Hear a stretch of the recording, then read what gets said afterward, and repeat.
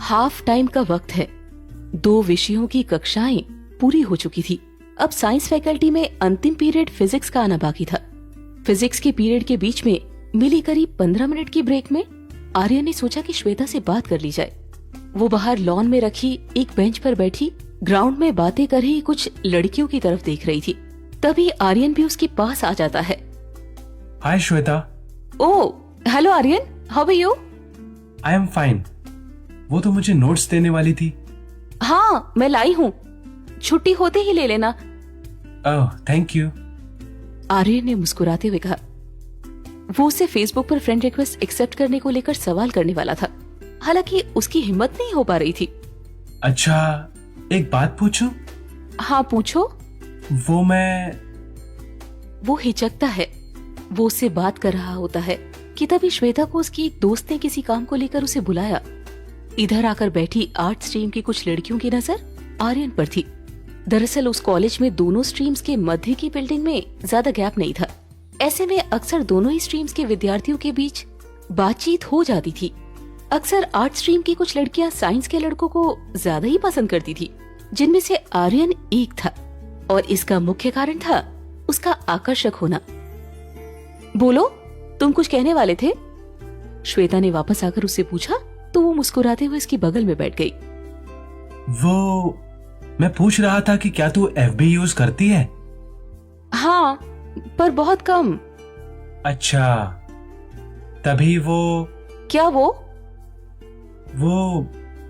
मैंने कल तुझे एफबी पर फ्रेंड रिक्वेस्ट भेजी थी, पर तूने एक्सेप्ट नहीं की, तो मुझे लगा कि तू शायद एफबी यूज नहीं करती है। ओ ऐसा क्या? सॉरी, वो घर जाकर मैं कर लूंगी, हालांकि मैं एफबी पर कम ही आती हूँ, उसने मुस्कुराते हुए कहा। आर्यन के मन ही मन लड्डू फूट रहे थे कि तभी एक बार फिर से घंटी बज गई। वो एक बार फिर पढ़ने के लिए कक्षा में चले गए। इधर दूसरी तरफ वंशिका आज कॉलेज नहीं आई थी। वो भी साइंस स्ट्रीम की विद्यार्थी थी, लेकिन अधिकतर वो किसी से बात नहीं करती थी, क्योंकि उसने अपना सारा वक्त अपने प्रेमी को ही देना मुनासिब समझा।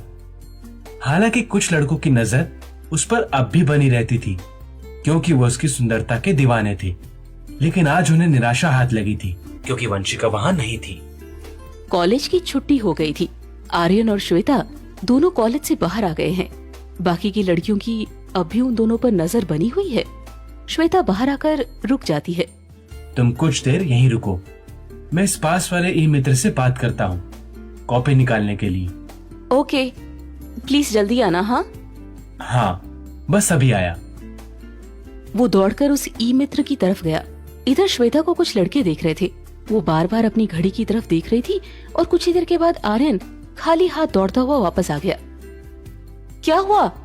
वो इस ई मित्र वाला बोल रहा है कि उसके पास कार्टेज नहीं है। यहाँ से करीब 1 किलोमीटर दूर दूसरा ई मित्र है, अब तो वहाँ से ही निकाल सकेंगे। पर इसमें तो देर लग जाएगी ना, और मेरी गाड़ी छूट जाएगी। फिर नेक्स्ट गाड़ी करीब 2 घंटे के बाद आएगी। अरे चिंता ना करो तुम, इफ यू डोंट माइंड तुम मेरे साथ बाइक पर आ जाओ, हम कॉपी निकाल लेंगे। अभी तो तुम्हारी गाड़ी आने में 20 मिनट पड़े हैं। अच्छा ठीक है, उसने अनमनी ढंग से कहा। अगर तुम कंफर्टेबल हो तभी बोलना। अरे अब तुम भी ना, चलो जल्दी से स्टार्ट करो बाइक, उसने लगभग झिड़कते हुए कहा। आर्यन ने जल्दबाजी में बाइक को स्टार्ट किया। उसके बाद उसने अपने पीछे बैठ जाने के लिए श्वेता से कहा। वो कुछ ही देर में वहां से निकल गए। कुछ लड़के लड़कियां उन्हें एक साथ जाते हुए देख रहे थे। उतरो। आर्यन ने जल्दबाजी में श्वेता से उतरने को कहा, क्योंकि वो दोनों ई मित्र तक पहुंच गए थे। वो दौड़ता हुआ अंदर की तरफ गया तो वहीं श्वेता बाहर खड़ी होकर उसे देख रही थी। उसके पास अब इंतजार करने के सिवाय और कोई चारा नहीं था। वो बार बार घड़ी की तरफ देख रही थी।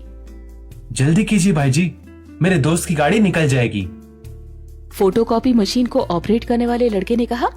भाई आपको भी पता है करीब 100 पेज है, टाइम तो लगेगा ही ना।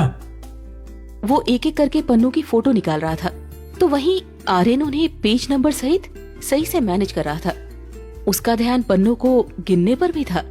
80, 81, 82। वो बार बार एक एक पेज को गिन रहा था। करीब 10 मिनट के बाद ऑपरेटर बोला, लो हो गया सब, थैंक यू भैया, इसे जल्दी से पैक कीजिए। कितने हुए? 200। लीजिए जल्दी से।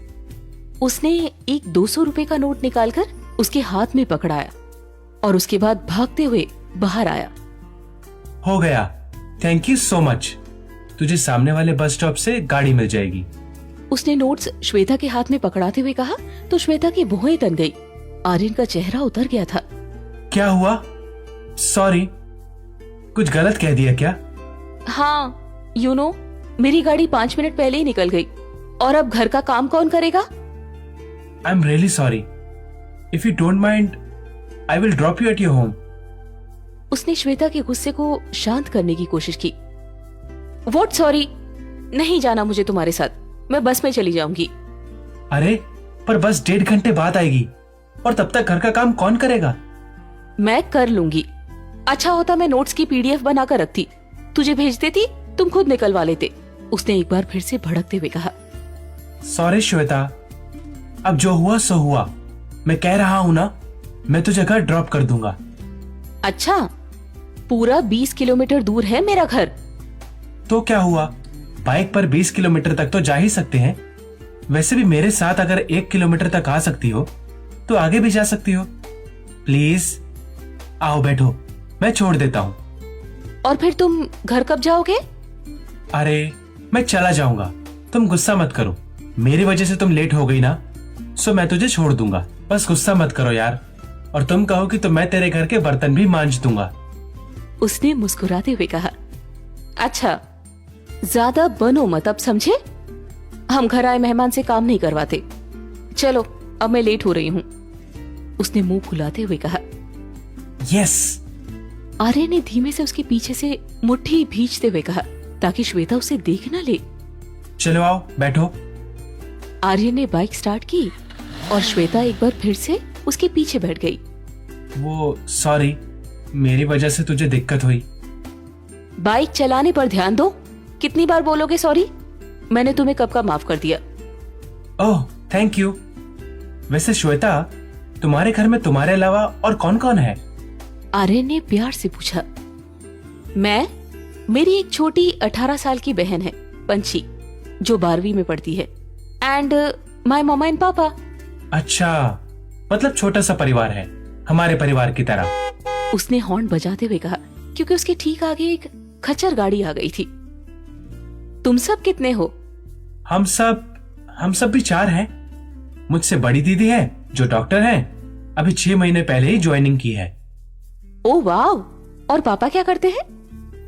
पापा पीएनबी बैंक में मैनेजर हैं।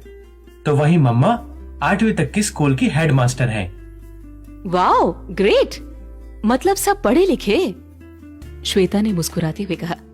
आर्यन बाइक को धीरे धीरे चला रहा था। हाँ, तूने अपने पापा और मम्मी के बारे में नहीं बताया, वो क्या करते हैं? पापा रेलवे में टिकट कलेक्टर हैं, तो वही मम्मा हाउसवाइफ है। बहुत बढ़िया। वो दोनों आपस में बातें करते हुए आगे बढ़ रहे थे। करीब 10 मिनट के बाद ही श्वेता ने आर्यन से कहा, रुको रुको जरा। क्या हुआ? बीच में ही क्यों रुका रही हो? वो क्या है ना, मेरा घर आ गया है इसीलिए। पर यहाँ तो सड़क है। वो यहाँ से करीब 500 मीटर दूर है मेरा घर, मैं आगे चली जाऊंगी। अरे घर तक छोड़ दूंगा। नहीं, मैं आगे चली जाऊंगी। उसने अपनी बात पर जोर देते हुए कहा। ओके। उसने बाइक को रोकते हुए कहा। श्वेता ने अपने नोट्स लिए, उसके बाद वो अपने घर की तरफ निकल पड़ी। वो उसे पीछे से जाते हुए देख रहा था। वो उसे बेहद प्यारी लग रही थी। आर्यन के मन ही मन में लड्डू फूट रहे थे। आखिर फूटे भी क्यों ना, आज वो कॉलेज की सबसे सुंदर और इंटेलिजेंट लड़की को अपनी बाइक पर बिठा कर लाया था। उसने बाइक की सीट पर प्यार से हाथ फेरा, उसके बाद अपने घर की तरफ निकल पड़ा। रात के करीब 10 बज रहे हैं।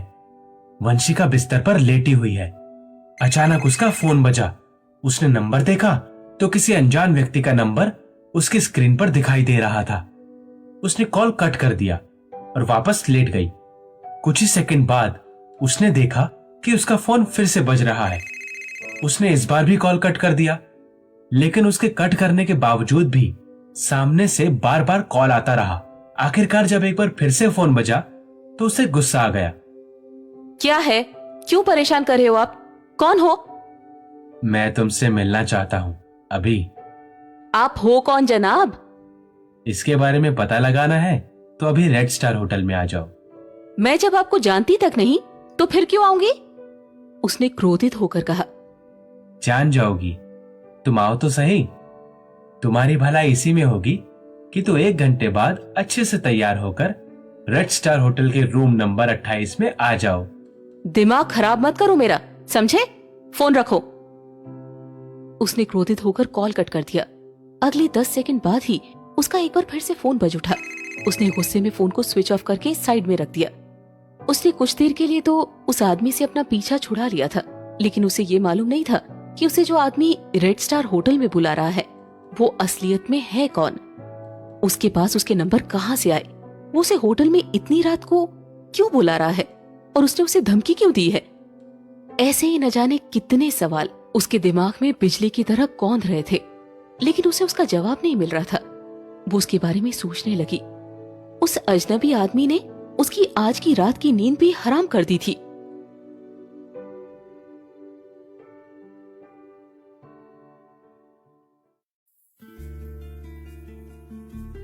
रात के